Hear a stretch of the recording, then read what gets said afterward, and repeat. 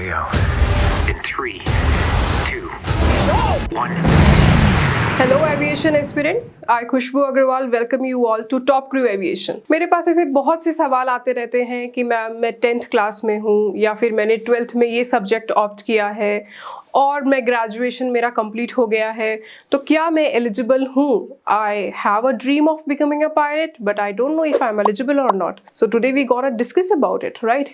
As I told you, eligibility to become a pilot, right? So eligibility, it basically depends on your physical fitness and your qualification. हम इन सब चीज़ों के बारे में बात करेंगे कि आपके पास साइंस स्ट्रीम है, कॉमर्स स्ट्रीम है, आर्ट्स स्ट्रीम है, आप अभी 10th पास करने वाले हैं, आपका बोर्ड एग्जाम्स है अभी, तो आपको 11th में क्या सब्जेक्ट ऑप्ट करना है, ग्रेजुएशन में हम डॉक्टर हैं या इंजीनियर हैं, डजंट मैटर, पायलट जर्नी के लिए कैसे हम एलिजिबल हैं और हम फिजिकली फिट हैं या नहीं हैं, इसके बारे में हम अभी बात करते हैं, right? So starting with 10 students, छोटे बच्चों के साथ स्टार्ट करते हैं, राइट? आप या तो अभी बोर्ड एग्जाम्स दे रहे हैं या फिर आपका एग्जाम कंप्लीट हो गया है and you are a 10th pass student. तो हमें सबसे पहले क्या करना है, कैसे हम अपनी एलिजिबिलिटी चेक करेंगे, राइट? हमें इनिशियली क्या करना है, क्लास 2 मेडिकल करवाना है।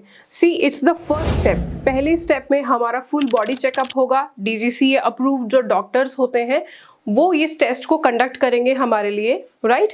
एंड फ्रॉम हियर हमें ये पता लगेगा if we are medically fit और नॉट। अगर हमें कुछ टेम्परेरी इशू है तो उसे हम फिक्स कर सकते हैं, और अगर अनफॉर्चुनेटली कोई भी परमानेंट इशू है, in that case you would know कि हमें इस पाथ पे नहीं जाना है, so you won't be wasting your money and time and energy. So class 2 medical is very important. Now coming to the second part कि आपका क्वालिफिकेशन क्या है। We know that you are a 10th pass student, right? So 11th class में हमें कौन सा subject opt करना है? आपको साइंस स्ट्रीम ऑप्ट करना है।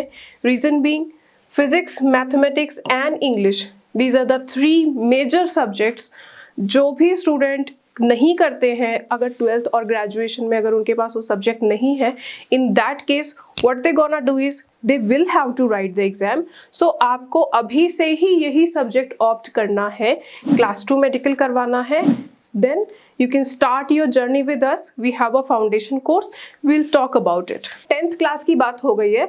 Now coming to 12th पास, या तो आप अभी 11th पास भी अगर आप हैं, then also the criteria is same. I'm explaining, right? कि क्लास 2 मेडिकल तो हमें तब भी करना है, राइट? तब भी हमें करवाना है, हमें पता रखना है कि हम फिजिकली फिट हैं या नहीं है।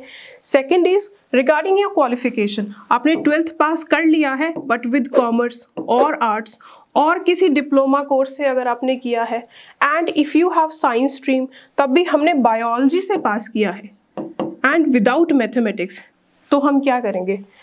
You have to write your exam through NIOS. We'll discuss about NIOS, but exam लिखना होगा, right? अगर physics and maths है, class 2 medical done है, you can start the journey. I will help you.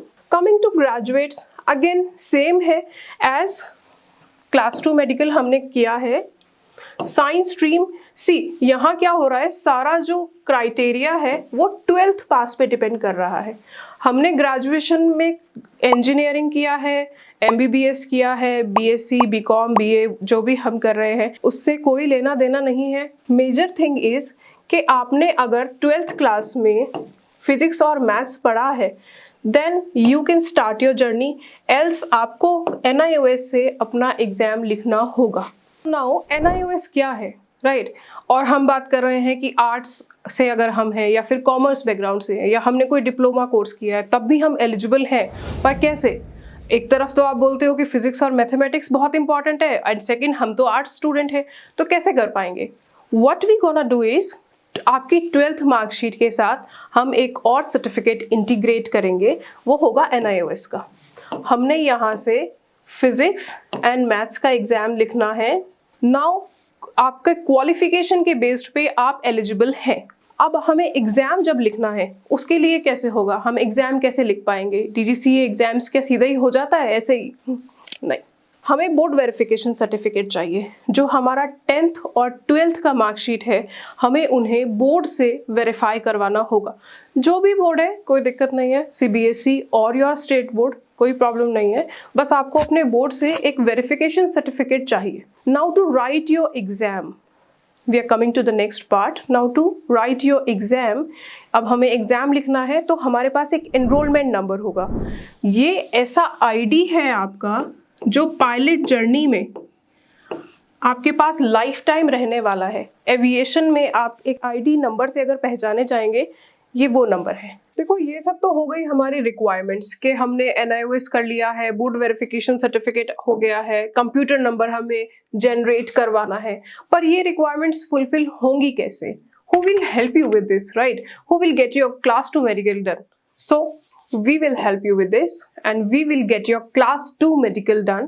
We have connected with doctors and they're gonna help you with this.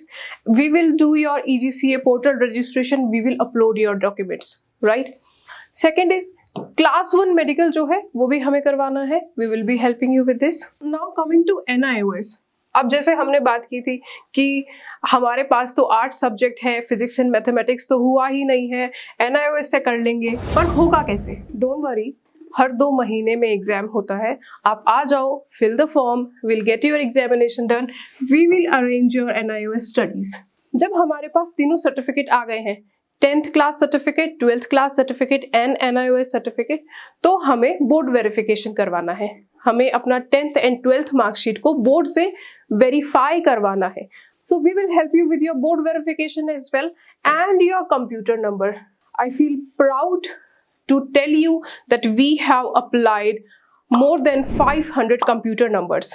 So जो आपकी queries आती हैं कि मैम 3rd टाइम अप्लाई किया है, computer number ही नहीं आ रहा है, and you all are aware कि 5 to 6 टाइम्स भी आपका कंप्यूटर नंबर जो है वो रिजेक्ट हो जाता है। So our team will help you with this for your computer number. You will sit together with us, या फिर आप अगर ऑनलाइन भी हैं, you can scan your documents and send to us. We will help you with your computer number, we will guide you with your computer number. Computer number हमारा apply हो गया है। नाउ वी नो पढ़ाई तो हमें करनी पड़ेगी, right? So we have DGCA CPL classes, ground classes, right, with us. उसकी भी हम अभी बात करते हैं. But we have many queries जो 11th और 12th class के students हैं. They want a course. उनको लग रहा है हम 11th और 12th class का टाइम जो है वो वेस्ट नहीं कर सकते हैं सिर्फ स्कूलिंग करके, right? And I agree with them, ये बिल्कुल सही फैसला है, और इसीलिए we have a foundation course for you students. Those who are 11th appearing or 12th appearing students, they can join the foundation course. It will not disturb your schooling, I promise. बहुत ही slow pace में, बहुत ही आराम से, with weekly doubt sessions हम आपका foundation course लेकर के चलेंगे, right? And now coming to our 12th pass and graduates, जिसकी हम बात कर रहे थे, DGCA CPL classes are here.